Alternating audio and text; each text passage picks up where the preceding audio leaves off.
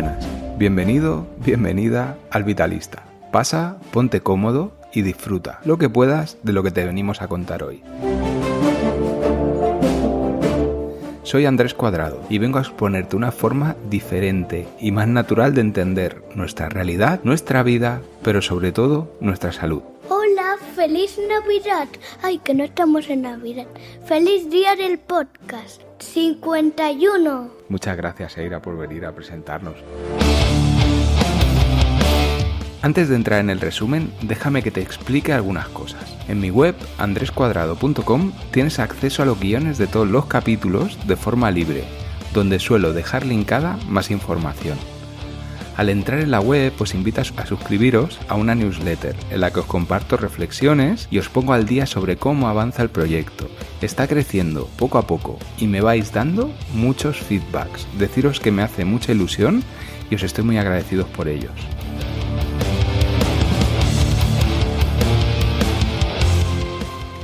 Y para acabar este autopatrocinio que estoy haciendo, decirte que si eres profesional de la salud, quería aprovechar este espacio para informarte de que, a través de Cercla Vital, una empresa muy interesante en Sarrià de Ter, en Girona, estamos ofreciendo un curso sobre el acompañamiento integral de la salud, desde la osteopatía y la PNI, que lo impartiré yo mismo en enero, en marzo y en mayo de 2025.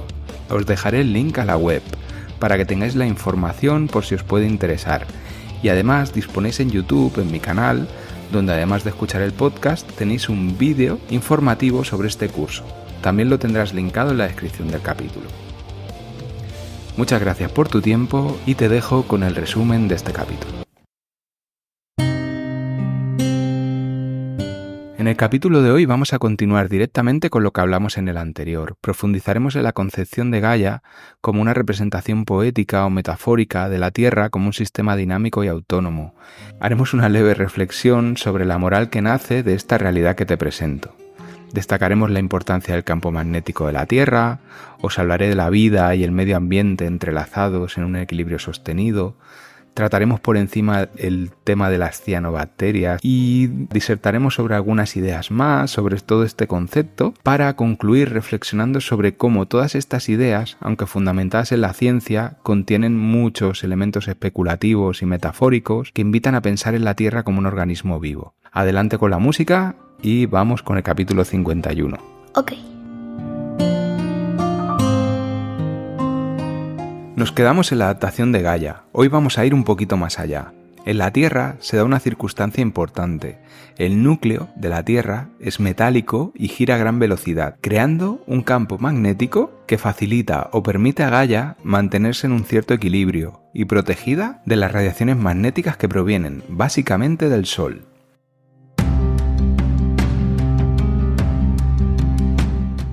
De hecho, podemos entender la climatología, el movimiento de las placas de la superficie, las erupciones volcánicas, los cambios estacionales, las influencias de la vida sobre la Tierra y las de la Tierra sobre la vida como un equilibrio sostenido por el interés de la persistencia de la propia vida en la Tierra. Me gusta pensar en el esfuerzo de Gaia por sobrevivir. Esto es más un cuento que una realidad científica, desde luego. Y si es más un cuento que una realidad, ¿por qué nos explicas aquí, papá?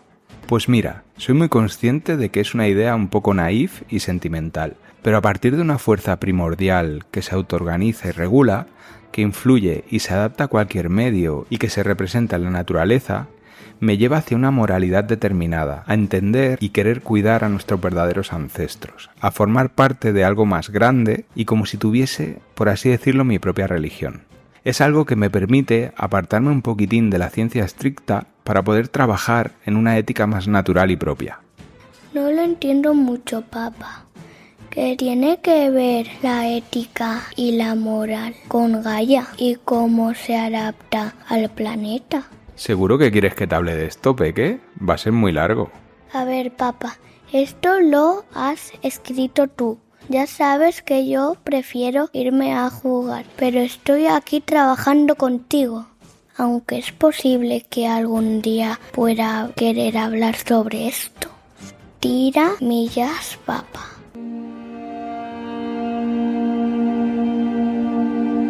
Pues mira, Eira, La ética es el estudio de la moral, y la moral tiene que ver con aquellos valores que modifican o condicionan las reacciones humanas. A mí la idea de que estamos en un medio, en un equilibrio frágil, activo y que conlleva mucho esfuerzo, el hecho de que se haya dado todo un aprendizaje de miles de millones de años que desemboca en nuestra realidad actual es algo que me maravilla.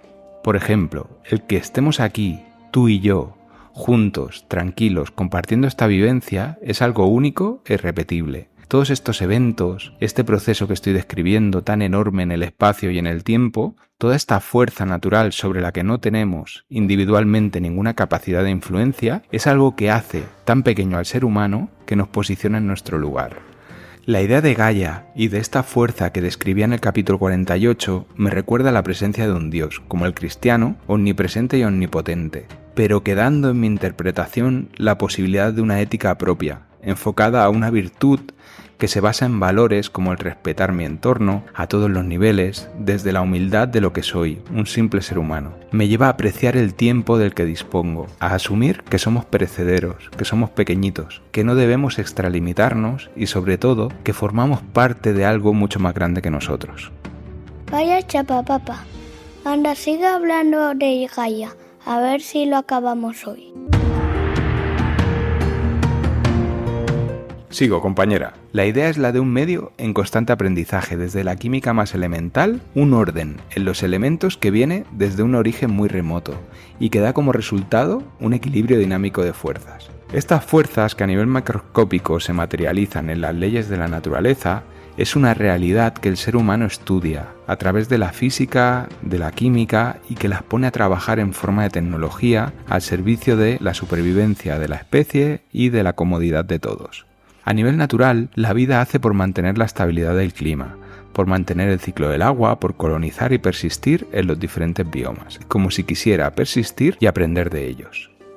Esto, señor Cuadrado, no se entiende mucho. ¿Podrías ponernos algún ejemplo? Sí, ya lo comenté en el capítulo 26, pero por ejemplo, la presencia de oxígeno en la atmósfera es la consecuencia de la vida, hace 3.000 millones de años, 1.000 millones de años después de que se originase la vida en la Tierra. En ese momento se dio una eventualidad maravillosa.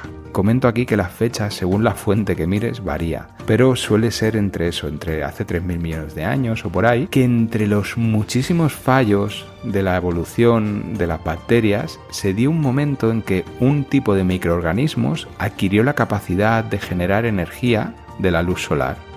Las denominadas cianobacterias generaron una fuente de colaboración con otros procariotas, dando lo que viene a ser energía a cambio de alimento y protección. Este metabolismo eficiente para la obtención de energía de una fuente inagotable permitió la proliferación de estos organismos en un medio casi sin competencia y en simbiosis con otros, llegando a cambiar las proporciones de oxígeno en la atmósfera y forzando al resto de especies de microorganismos a buscar un metabolismo que usase el oxígeno como fuente de energía. De hecho, este se considera la primera gran extinción de la vida en la Tierra, la denominada la gran oxidación. De aquí el motivo de que nuestras células necesitan un aporte constante de oxígeno. ¡Qué fuerte, papá! Entonces el oxígeno, sin el que no podemos vivir hoy en día, ¿fue la causa de la primera gran extinción de la Tierra? Tal cual. Además se especula que estas bacterias que adquirieron la capacidad de generar oxígeno acabaron trabajando en colaboración con otras y dando lugar a células más complejas.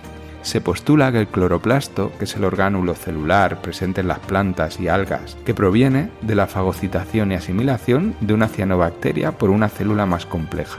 Otro ejemplo es el ciclo del agua. Agua y vida en nuestro planeta son interdependientes. El agua necesita del impulso de Gaia para llegar del mar a las nubes y caer en la corteza de nuevo. El agua transporta minerales del mar a la tierra y de la tierra al mar. Sin los microorganismos presentes en el mar, sería mucho menos eficiente la formación de las nubes. Es brutal pensarlo, a mí me resulta súper interesante.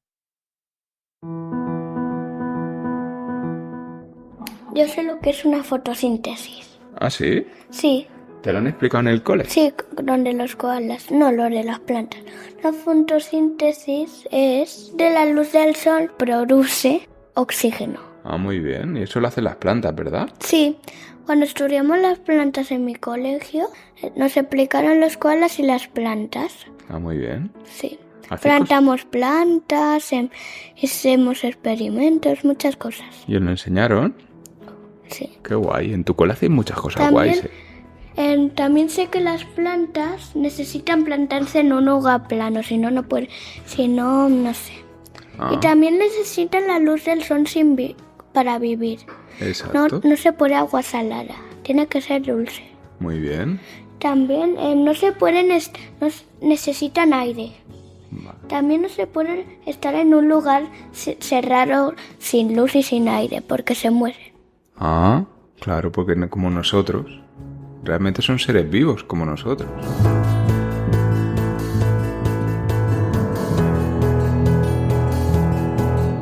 Lo que presentas, papá, es una mezcla entre que la vida sea adaptado al medio y que a su vez ha trabajado porque el medio haga cosas para ella, ¿no?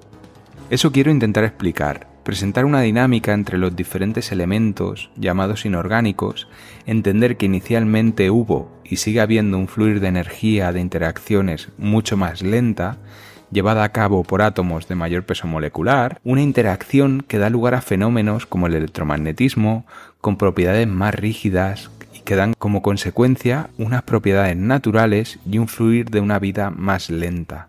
Esto es algo que se describe en la filosofía antigua.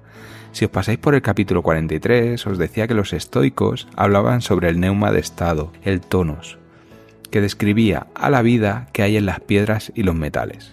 A ver, papá, ¿ahora te vas a poner a hablar de la vida en las piedras? Es muy loca la idea, pero no deja de ser una serie de interacciones físico-químicas entre elementos pesados. Nuestra vida, a la vez, es también una interacción entre elementos con bajo peso molecular. Nuestra vida no deja de ser también una interacción entre elementos con bajo peso atómico. El calcio, que forma y da estructura a nuestros huesos, tiene solo un peso molecular de 20. Átomos como el hierro tienen una mínima presencia en la hemoglobina, por ejemplo, y se rodea de multitud de nitrógenos, carbonos e hidrógenos que lo que hacen es liberar y hacen una molécula menos densa y más ligera. El hierro, para que lo veáis, tiene un peso atómico de 26, pero el carbono, el nitrógeno y el oxígeno tienen un peso de 6, 7 y 8 respectivamente. Los átomos y elementos, moléculas e interacciones las encontramos en todas partes. La Tierra no es una mezcla perfecta donde los elementos con más peso atómico se hallan más profundo y los que tienen menos peso se hallan a nivel de la superficie. Pero sí que es una realidad que a medida que se profundiza en la Tierra, aumenta la temperatura, la densidad y el peso atómico de los elementos que la forman. El núcleo de la Tierra está a 6000 grados y está compuesto por hierro y níquel, que llevan el peso atómico de 26 y 28 respectivamente. A ver, papá, que te lías. ¿Estás hablando de que en las piedras hay vida? Una vida más lenta. Y además decías que la vida podía originarse de la propia materia, de la conciencia aquella en relación con las rocas y metales por debajo del suelo. Algo muy loco, ¿no, papá? El caso es que podemos entender que, en la formación del planeta, al reunirse los materiales, el polvo estelar que proviene de la muerte de las estrellas, estos materiales presentes en el espacio por efecto gravitacional se fueron ordenando irregularmente y con el movimiento del planeta, como si fuese una centrifugadora, se fue dando lugar a un orden en el que los elementos más densos quedaron dispuestos más en la profundidad y los elementos y materiales menos densos se fueron acumulando más hacia afuera, los líquidos en la superficie y el aire en la atmósfera. Lo que os venía diciendo, la vida está a caballo entre lo sólido, lo líquido y lo gaseoso. De hecho, nuestro cuerpo tiene cavidades aéreas, un esqueleto sólido y un medio interno líquido. Nuestros elementos son una mezcla de casi todos los que se conocen de forma natural, pero nos movemos en un porcentaje muy elevado de los elementos que se hallan en las primeras líneas de la tabla periódica. De hecho, elementos como el mercurio con un 80 o el plomo con un 82 los toleramos en muy bajas cantidades. Si los vamos bioacumulando, llegan a enfermarnos e incluso a matarnos. Lo que he venido a explicar de la teoría de Gaia es una metáfora para que podamos entender esta deriva físico-química que ha llevado a la organización de los elementos y ha permitido el equilibrio en el que nos hallamos a día de hoy. Es con el juego y la interacción de estos primeros 25 elementos de la tabla periódica con los que Gaia interactúa, los que se establecen en esta capa externa del planeta y donde realmente se da la vida. Habiendo ubicado la vida, intentando entenderla de forma diferente, en el siguiente capítulo de esta serie vamos a intentar exponer de dónde viene y cómo llegó a ser lo que es. Os recuerdo e insisto que me intento aferrar a los datos y a toda la ciencia existente, pero hay una parte especulativa y personal en toda esta propuesta. Simplemente escúchala con la mente abierta y ya iremos llegando a conclusiones.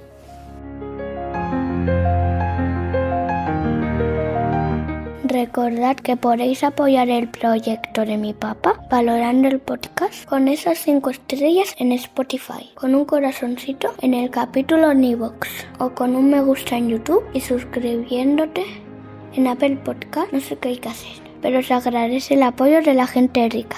Podéis seguir al cansino de mi padre al Instagram, esa_83, y siempre está abierto a comentarios, dudas o propuestas sobre temas. Me despido sin más, un placer y hasta siempre. Pero antes de irme voy a decir una cosa. Seguid al pesado de mi padre y a mí en YouTube. Hasta siempre.